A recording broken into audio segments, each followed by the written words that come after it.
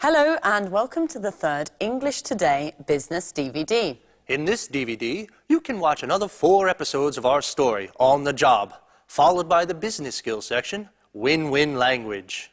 We'll then look at the following topics: note-taking and report writing, Different levels of formality, the various grammatical forms we use to talk about the future. and the writing styles used in email communications.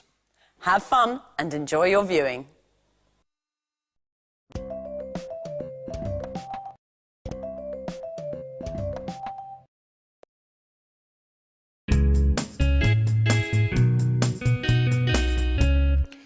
I've called you in today to bring you up to speed on our new cookbook series. Anne's going to take notes, from which we'll then develop a detailed outline of the work in progress, and then set the deadlines.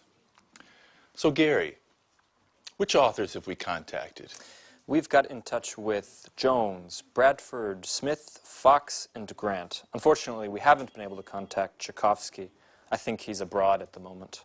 What? Sorry. Could you spell that for me, please, Gary? Certainly. C-H-A-K-O-S-W-S-K-I. He's one of our Russian collaborators. Couldn't we get in touch with Parker in his place? What do you think? He's worked with us in the past. It's a good idea. Unfortunately, I haven't got his number. I think I have it in my old appointment book. Let me just make a note of that so I don't forget. What's the news on the contribution so far? Have the authors started sending in material? Yes, and I've already begun editing the first batch. Excellent, Anne. You'll also have to take care of researching the images. When you've got those, you can send them along to the graphics department for page insertion. Let's move on to the typography. Rachel, have you seen the first batch of proofs we got from Montex today? Yes, Mr. Stevens. Great work, I must say. It seems to me that they've done an excellent job. Good. So it looks like we can trust them with this edition. Let's get a bid in immediately. Take note of that, Rachel. Yes, Mr. Stevens. I'll call them as soon as we finish this meeting. One last thing. We haven't found a title for this series. Do you have any ideas? Come on. Use your imagination. I want something original, something catchy. Nothing? Okay, then that's your first task. Do some brainstorming to come up with some ideas, and then we'll go through them together. Why the long faces? There's nothing to worry about. You're a great team. I'm sure you'll think of something interesting. Okay?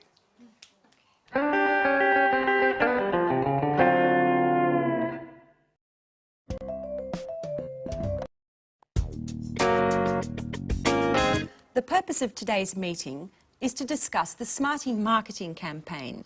Does anyone have any suggestions? Before we move forward with the planning, I think we need to take into consideration a number of aspects of the campaign. I'm referring to the concept, the objectives, the targets, and the type of media we need to employ. Good observation, Mr. Chang. Getting our ideas clear before we move on to the direction and score of our marketing drive is an excellent idea. What do you think, Paul? I'm in complete agreement with you. First, we need to set our objectives for this campaign. We need to decide upon our focal points in terms of brand communication. Could you explain what you've written on the board there?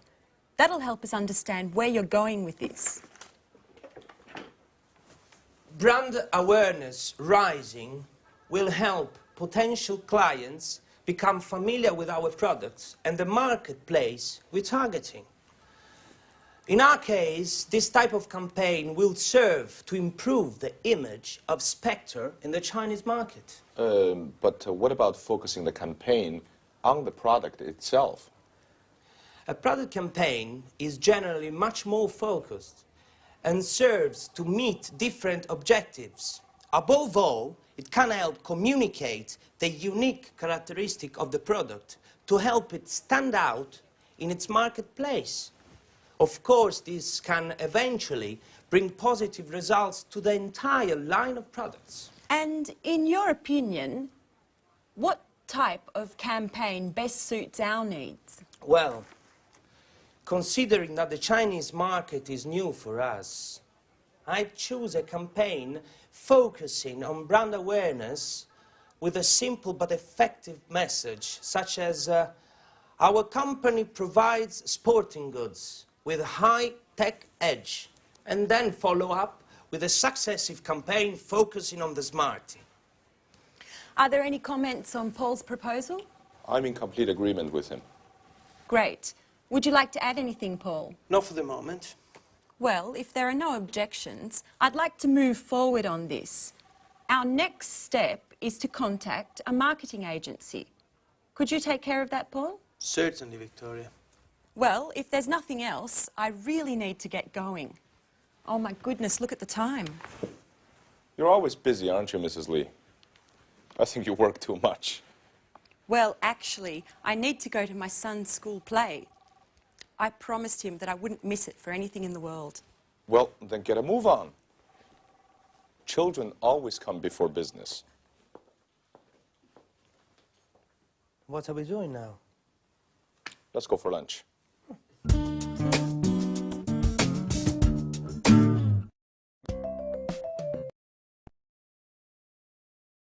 Good, so there you saw two different meetings.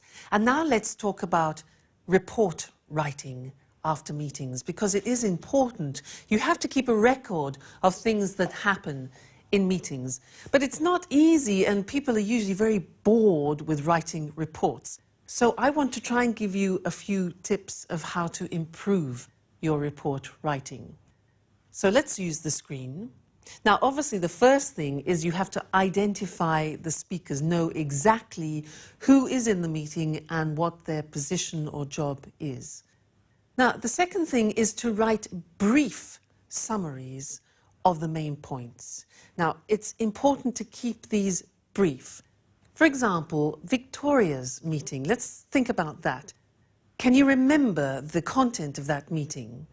Well, we could say that the main points were, number one, brainstorming on the Smartie marketing campaign. That was the general activity at the beginning. So the first thing was brainstorming on the Smartie marketing campaign.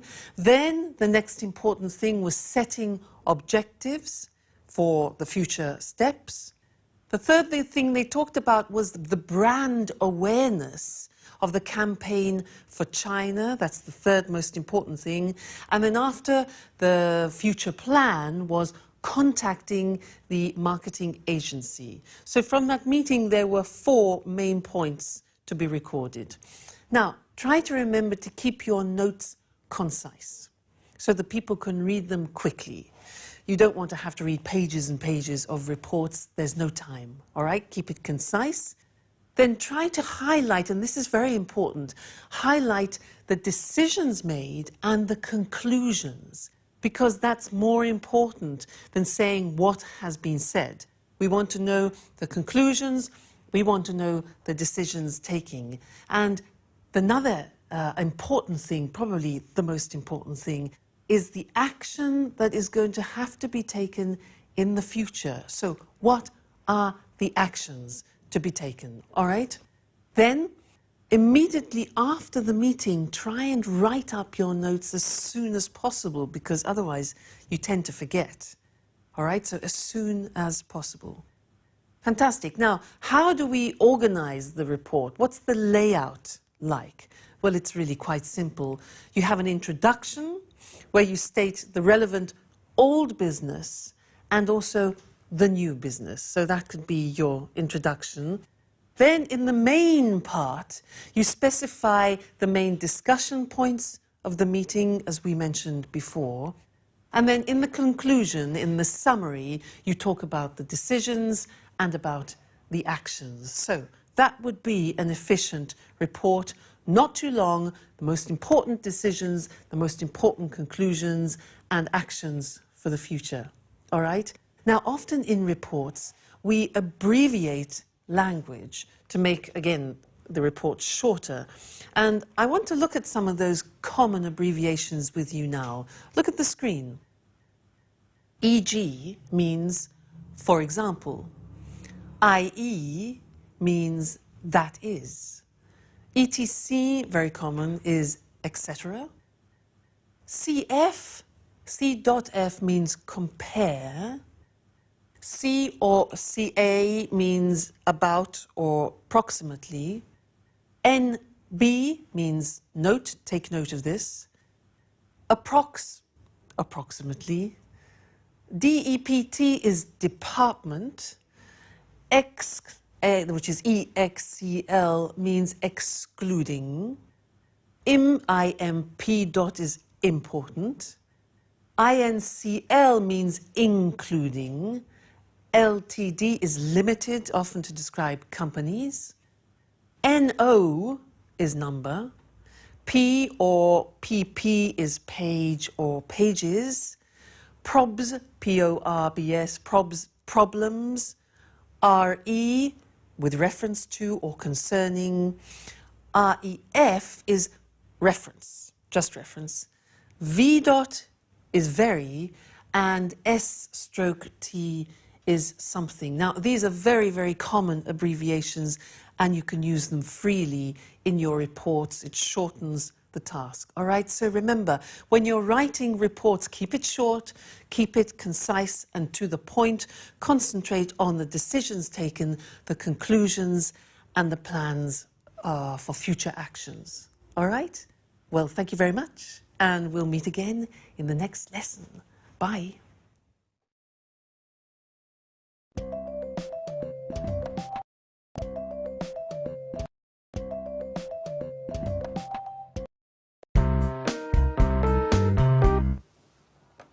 Mr. Chang, can you hear clearly? Yes, I can. Go ahead. Okay, then let's begin. So, Paul, how's the marketing campaign coming along? We're putting together a complex communication strategy that's going to leverage different channels, from TV spots and radio jingles to magazine runs and banner advertising on the internet. The internet. Are you sure that'll bring about results? Absolutely, Victoria. The internet has enormous potential. Web marketing is direct and allows for niche advertising that builds better rapport with our clients. Isn't that right, Mr. Chang? Yes, even if it's true that not all Chinese families have a broadband connection like you do here in the West. The internet is still very popular in China, especially with the young. Internet cafes of all sorts are opening across the country. And according to the Chinese Information Technology Ministry, the number of avid internet users has already reached 120 million. Wow, I had no idea there was such a boom in information technology. Oh, yes. Technology has become the determining factor in the economic and cultural development of the contemporary Chinese society. Above all, it's young adults who are influenced by these new communication media. 60% of web servers in China are between the ages of 18 and 26. Words such as forum, blog, email, and chat have become part of their everyday speech. I think we need to focus our efforts in this arena to successfully market our products. As a matter of fact, not only am I working to develop a graphically attractive site with plenty of content, but I am also contacting major internet portals to post animated banners. I am also looking into other means of reaching a much more clearly defined niche by target advertising through news groups, mailing lists, chat rooms and forums. I'm even thinking of launching a viral marketing campaign. A viral what? Sounds like a disease to me. Viral marketing is a marketing strategy that induces users of certain internet sites to promote products to other surfers, like a virus. In this way, exponential visibility of our message is possible. It's like a word of mouth on steroids. If we succeed, it's a low-cost communication strategy that has an extremely attractive growth potential that's hard to calculate. Pure genius. I must say, Paul, you're the tops when it comes to technology. Well, considering I spend so much time chatting. Don't tell me that you prefer friends made in virtual space. Well, to be truthful, I found my fiancée on the internet.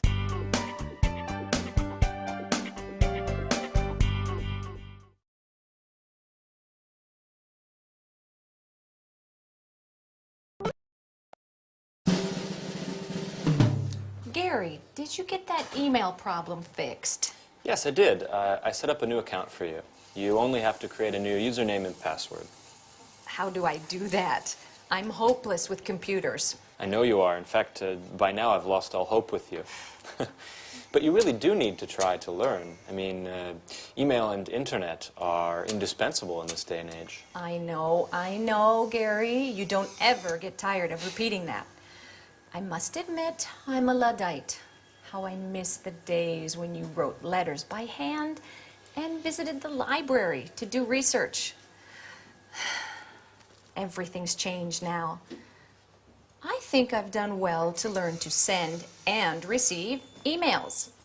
Speaking of emails, I noticed what you were writing to the authors, and if you'll permit me, Rachel, your emails are much too stuffy and formal. They don't fit in at all with internet jargon. What are you saying? I'll give you an example. When you start off an email, you use, "We'd like to inform you that." It's quite old-fashioned, you know? It's better to write, "Did you know that?" Or another example, when you need to make an excuse, you begin, "We regret to inform you that." It's much better to use something like, "Unfortunately, we can't." It's less formal, but at the same time, more professional. Email needs to be kept simple and to the point. Use abbreviations as often as possible and keep phrases short. If you're writing to someone you know well, you can even add an emoticon. It's always a pleasure to get one. An emoticon? What the devil is that? You're so old school, Rachel. Emoticons are those little faces that you can make using keyboard characters that show how you're feeling at the time. Okay, Professor. I'll try to simplify and use a more colloquial tone when writing. Perhaps I'll even put in a smiley. It's not difficult. You'll see. Just let the magic of the internet transport you. But remember to use netiquette. You're talking like a computer manual. What is netiquette? It's good manners on the internet. It's the rules of the road, of the network. Rachel. You really do need to get some practice, don't you? I've got an idea. Why don't you let me sign you up for a forum? That way you can learn the rules of the road and the lingo as you surf. Speaking of which, do you like music? Huh? Music? Yes, very much so. Great. Then I'll add podcasting sites to your favorites. So you can download podcasts and maybe even burn them to disk. Stop! Gary, oh, you're driving me crazy. I don't understand a word. Besides email, I have no desire to learn any of it. None of it. Do you understand?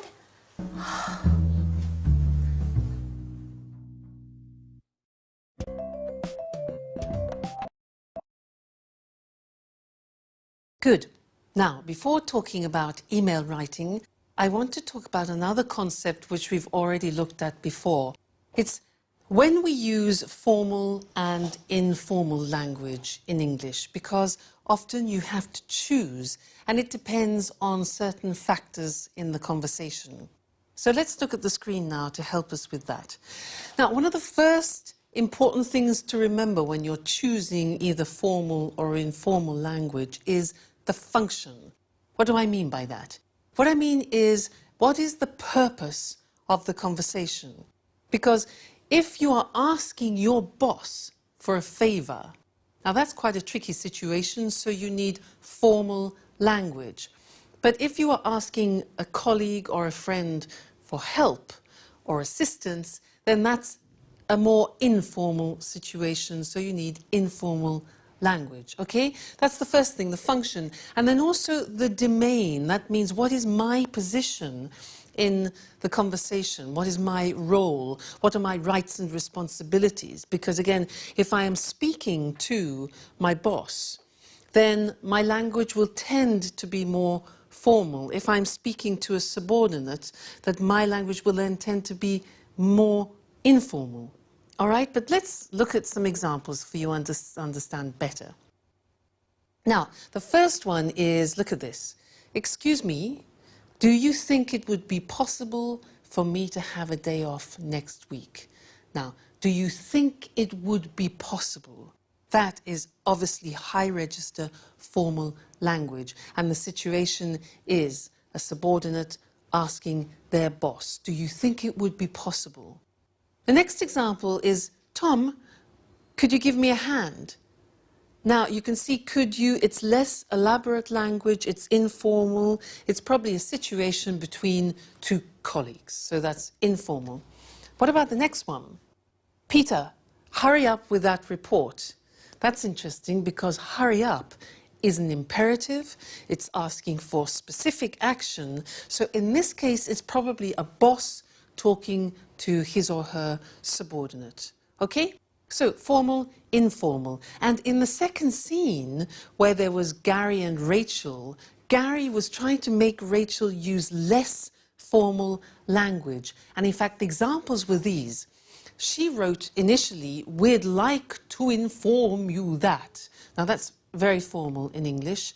He suggested this. He said, no, use informal, say this. Did you know that? Look at the difference. We'd like to inform you that, or did you know that? The other example that he drew to our attention was, she said, I regret to inform you that. Regret is a very formal verb. I regret to inform you that. He said, no, no, use unfortunately. Unfortunately, we can't. So that's very interesting, and we will look at that more closely in another lesson to help you when you're in the process of writing emails. But one more important thing, when you're dictating email addresses, you need to know how to say the punctuation of emails. So let's look at that list now together. The first one, underscore, dash or hyphen. Next, colon, semicolon, full stop, dots, comma, apostrophe, slash, double slash, at, brackets, speech marks, question mark, and exclamation mark. All right, so learn those and practice them. They're very important from when you're giving or you're taking email addresses. Good, that's all about emails for now, but we'll come back to it in another lesson, okay? Bye.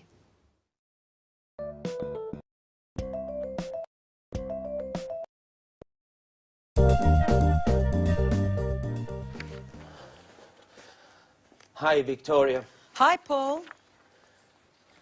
Paul, what's the matter? You look awful. What? Haven't you heard? You know I've been away for 4 days. My boy was sick and the babysitter went to visit her mum. Did something happen while I was away? Only a disaster, Victoria. Total disaster. You're frightening me, Paul. Just calm down and tell me what's happened. Spectre has been bought by a Japanese multinational. Mrs. Frost has been fired, and Mr. Chang has been transferred to Atlanta, where he'll be in charge of a men's clothing department. What? Come on, Paul, you've got to be joking. I'm afraid not, Victoria. And there's more. You've been taken off the project. You're no longer in charge of the Smarty project. The headquarters have called in a marketing manager from Harvard. You'll be her assistant. And I don't envy your position at all. I spoke to her on the phone earlier, and she didn't seem to be friendly, to say the least. You know the type, Mr. Know-it-all. As a matter of fact, she's just sent this fax with her analysis of the sporting goods market and with a few of her tactics. The fax is entitled, "Studied this thoroughly before my arrival." Oh my God, but why? Things weren't perfect. Spectre was having trouble, certainly, but they were indicative of a crisis that is being felt throughout the sector. In fact, that's why we launched the Smarty campaign targeting the Chinese market. We were trying to create some momentum, new opportunities. Things weren't going badly.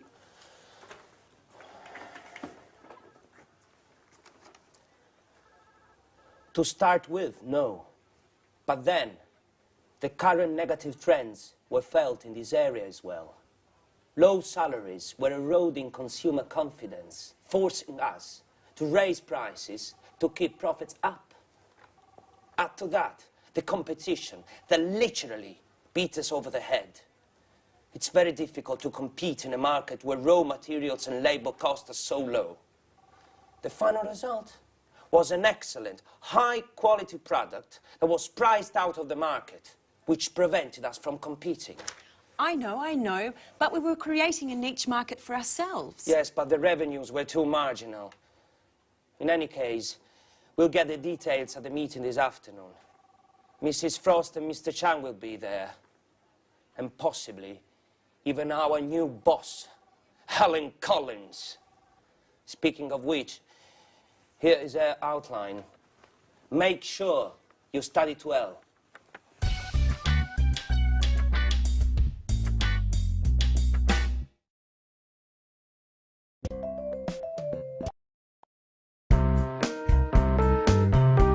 As you know, we're dealing with a very difficult situation at the moment. On the one hand, our revenues are sinking due to price battles with our competition and the fact that consumer demand continues to decrease. On the other hand, our internal costs continue to rise. The result is a significant fall in profits, which has forced us to sell out to a Japanese multinational. It's not a pretty picture. Couldn't we have considered corporate overhaul? Anything would have been better than this drastic solution. Improving company efficiency calls for massive investments that we are just not in a position to make.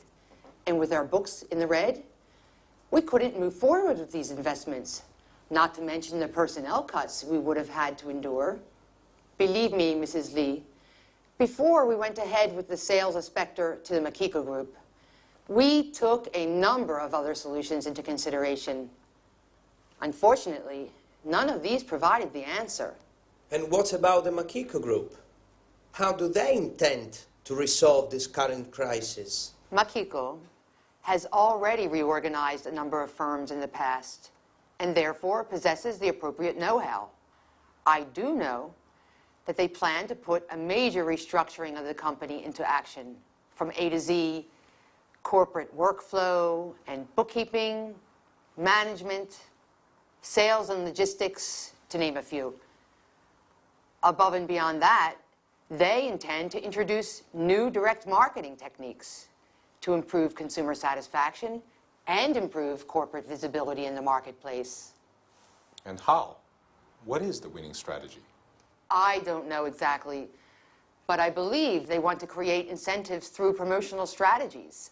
They intend to participate in the largest trade fairs in the sector, open a franchising chain of brand name shops, as well as factory outlets for wholesale. And what do they intend to do with the Smarty campaign? I think, Mrs. Lee, you've already been informed that you will no longer be in charge of that campaign. From that point on, you will be working with Mrs. Collins. Collins is a marketing manager that headquarters has chosen to send here to take charge of the Smarty account as well as other products. As you know, after the initial sales success of Smarty on the Chinese market, sales fell well below our expectations. As far as I know, Mrs. Collins intends to analyze exactly what went wrong and then relaunch the campaign using traditional market techniques. And these will include market research, telephone surveys, bots, etc. In any case, she will soon be here to explain everything in more detail. She should be arriving any moment, actually. Oh, she is. May I introduce Mrs. Collins, the new marketing manager for Spectre? Mrs. Collins, this is yours. Let's not waste time with these introductions. We've got plenty of time for that later. I'd like to get down to brass tacks now. Have you all studied my outline?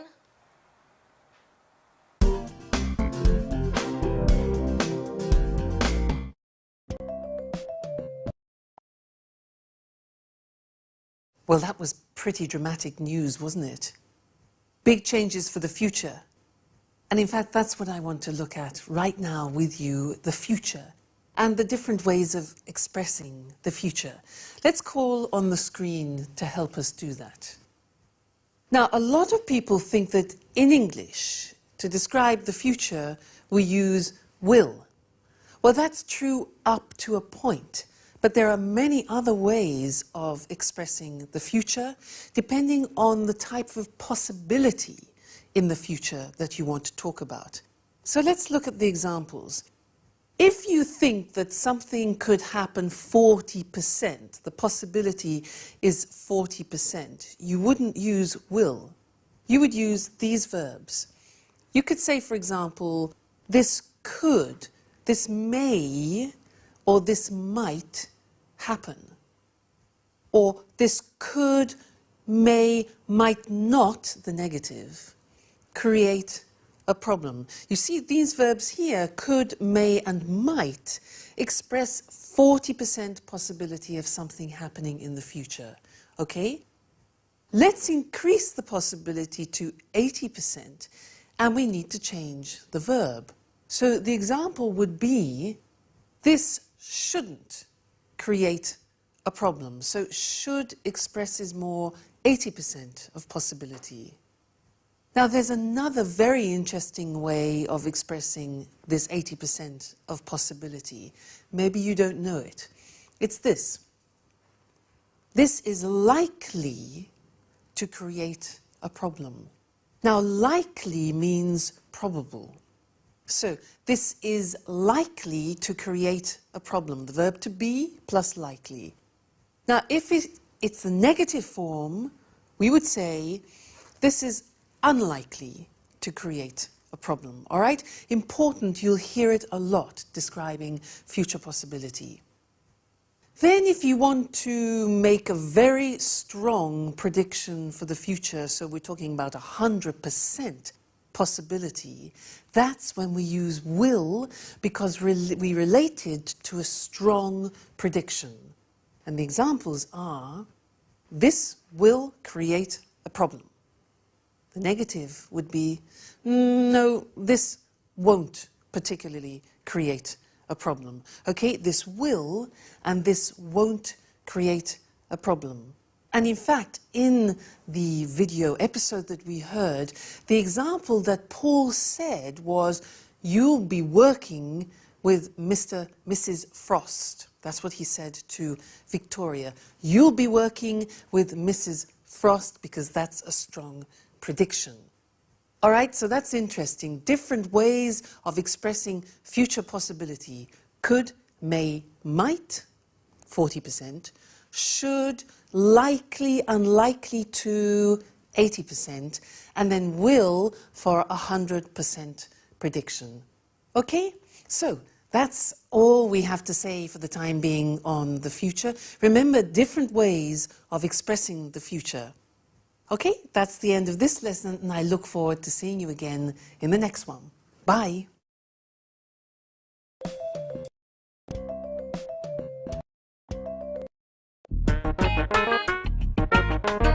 Okay, sweetheart.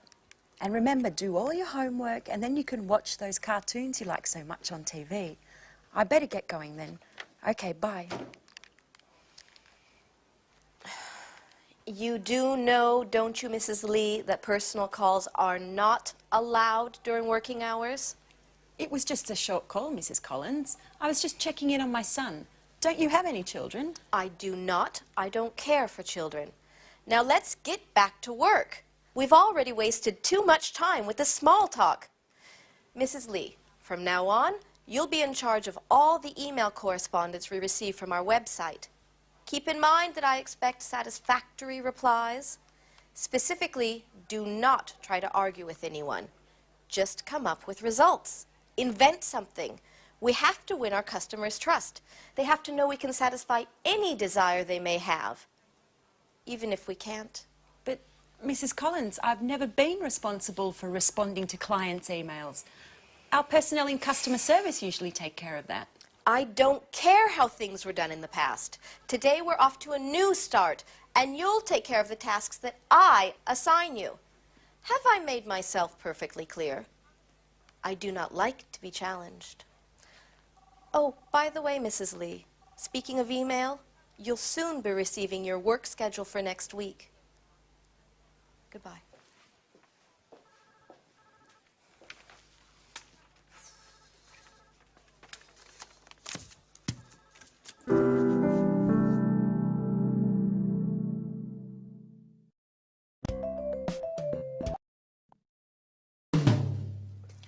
So, this client who just purchased a pair of outdoor shoes would like to receive a Spectre catalogue.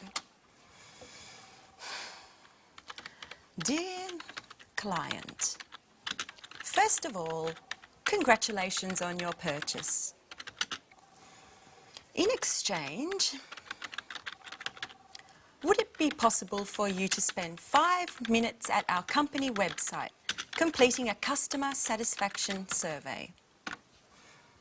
Please do not hesitate to contact us with any questions you may have concerning our product. Yours sincerely. I think that works. Who would have ever thought I'd end up doing a job like this? Now that that spiteful woman has arrived to order me around, I'm tempted to give it all up. I wish I had a more creative position.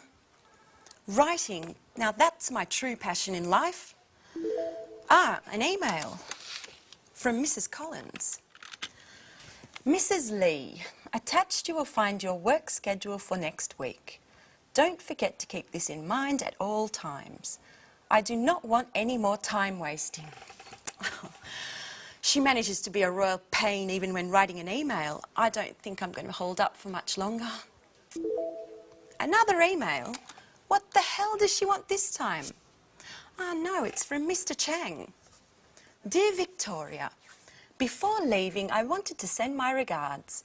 I'm truly sorry that things have gone so terribly wrong. We worked very well together, and I highly appreciate the mutual respect we had for one another. I know that between you and Mrs. Collins there's no loss of love. You'll have to believe me when I say that I find her highly unlikable as well. Stiff upper lip.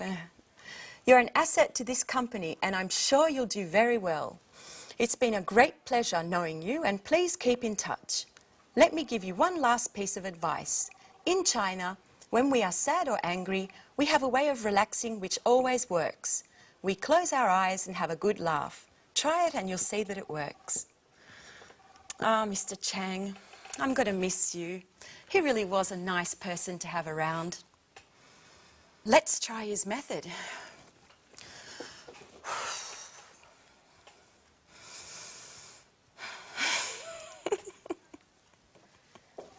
Mrs. Lee, what are you doing? Is this how you work?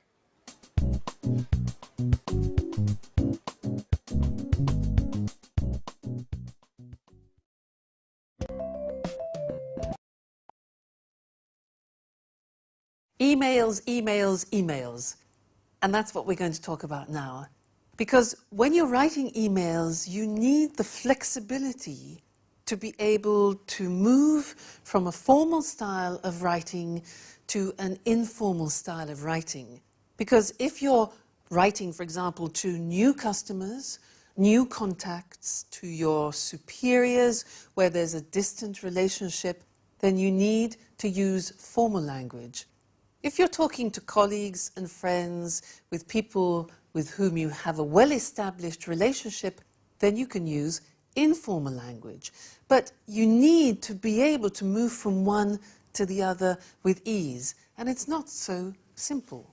So I'd like to give you some examples of differences between formal and informal expressions that we very often use in emails. Let's look at the screen to help us with this. Now, look at this example here. Very often we might begin an email in a formal way with this phrase. Further to your email of the 7th of July. Notice, further to your email. Now that's formal. How would we say that informally? Well, we would just write your email of, R-E, your email of. That's the informal way. Now, you try and guess every time the informal way. I will give you the formal way, okay?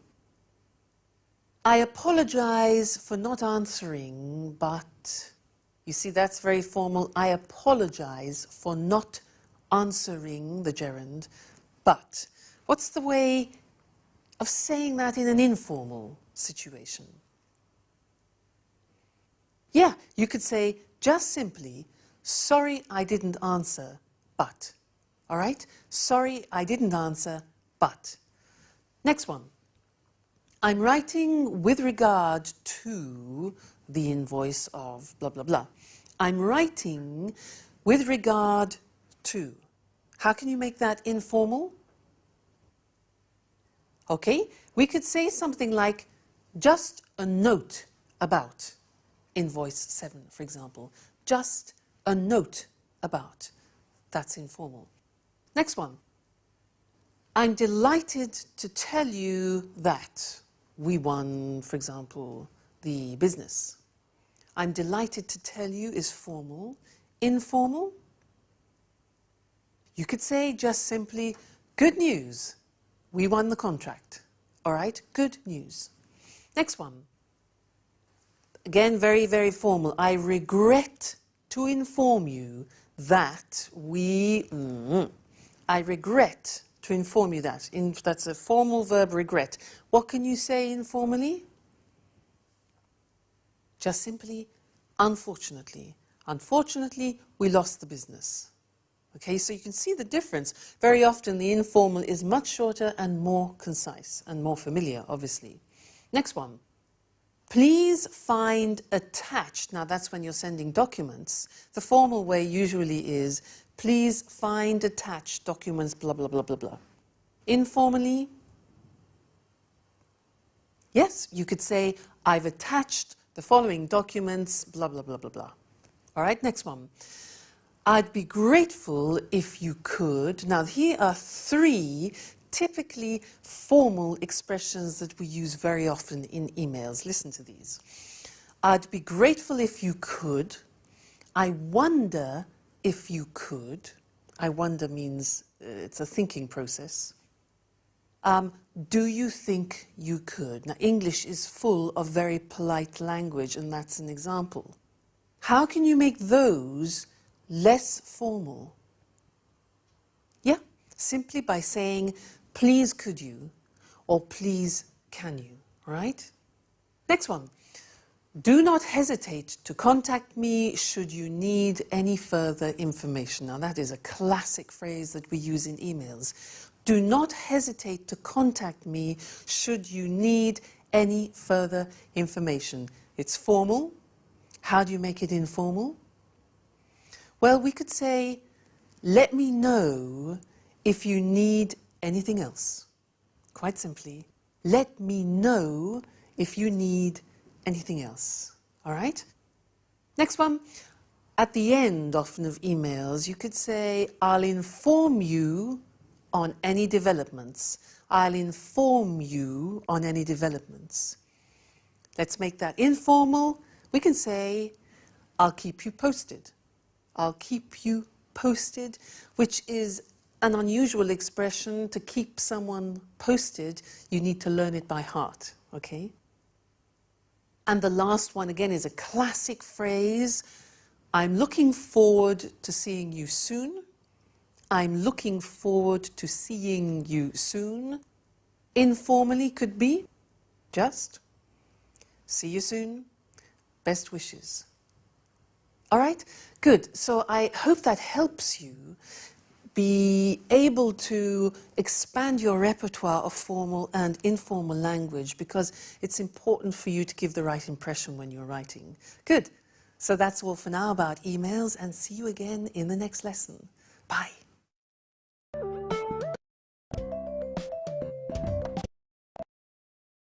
Hello and welcome back to Business Talk. Our topic for the next 2 programs is win-win language, the language that allows all parties of a conversation to feel like winners, whether the conversation is business-related or not. Eric and I will be demonstrating how the use of win-win language in an argument, a negotiation, or even an informal chat can ensure that both speakers involved come away satisfied. Today, we'll be focusing on the language of argument. And next time, we'll look at the language of negotiation and small talk. So, how can we present an argument in the best possible way? Win-win language is the answer.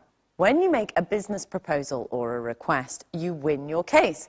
And this is the important part. You make the other party feel that they've won too. You both win. Hence the name win-win. Now, listen to Lucy carefully asking for an increase in an advertising budget. Afterwards, we'll consider if we'd accept her request or not. Well, as you know, our new product, Smarty, is not selling as well as expected. I don't think it's possible to solve this problem without spending more on advertising. If you'd accepted my original proposals, things probably wouldn't be so bad.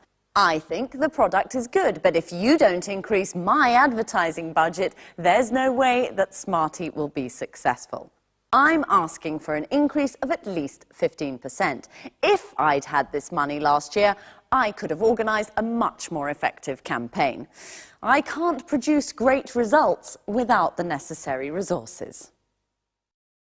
Well, I think we can safely say that that's not what we mean by win-win language.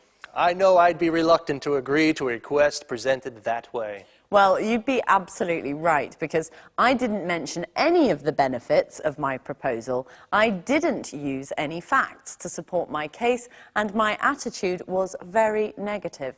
I said what I didn't want rather than what I did want. Okay. Now, listen to me present the same request. Good morning, everyone. This morning, I'd like to propose an increase in our advertising budget of at least 15%. This may seem a lot, but there are 2 good reasons why we should agree that this increase is necessary. Let me try to explain as simply as possible. First, our new product, Smarty, as we all know, is vital for the survival of our company. It is therefore essential to give Smarty the very best advertising campaign that we can. What's more, we should do all that we can to ensure that Smarty is not just a success, but a real market leader. The second reason is that with a bigger budget, we'll be able to create the sort of market image that our company needs if we are to survive in a world of global competition. Let's try to imagine a campaign where we can really enter the minds of ordinary people. Let's suppose, for example, that we invest in a series of full-page color ads in the 3 major weeklies of the largest countries where we sell Smarty. Imagine the positive impact this will have on the sales of all our products. And I'm sure you'll agree that it's most definitely worth a try. That's what I call win-win language. Well organised, emphasising a team spirit and the benefits of the proposal. Well, yes, I'm sure we'll all agree that my chances of getting that budget increase are definitely higher than yours. Well, that's all from us for now, so see you soon. Bye-bye.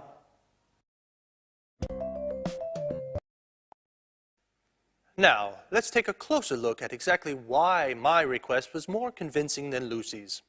Well, if we consider the 3 fundamental points that are the basis of all communication strategies, simplicity, organization, and language, and look back at our presentations, we can clearly see that Lucy hadn't organized what she wanted to say. She didn't mark each point clearly, and she created a barrier between herself and her listeners with her repeated use of I and you. Here are just a few examples from Lucy's request. I don't think it's possible. If you'd accepted my original proposals, if you don't increase my advertising budget, there is no way that I'm asking for, I can't produce great results without. Remember, team spirit? Well, it's very important in win-win language, because if you and the person you're speaking to are on different teams, it means there will be a winner and a loser could be you. Notice also how Lucy's attitude and language are very negative. If we look at my budget increase request, we'll see a very different approach. First of all, I presented my case in a logical way. People react positively to ideas that are well organized. I marked each point clearly with opening sentences like, "Let me try to explain. First, it is therefore essential to, what's more, we should. The second reason is that we will be able to. Let's try to imagine a campaign where we can. Let's suppose, for example, that we invest in." These opening structures are very useful. They organize your presentation logically and therefore make it clear and simple to understand. Notice, too, how the use of we and are make a huge difference. It puts the speaker and the listener in the same team and makes it possible for both to be winners. As well as organization, simplicity, and language, here are a few argument strategies to help you win your case. Present your proposal in a logical way. Emphasize the benefits of your proposal. Choose 2 or 3 strong arguments. Too many reasons can weaken your case. Be positive. Say what you want, not what you don't want. Use facts and figures to support your request.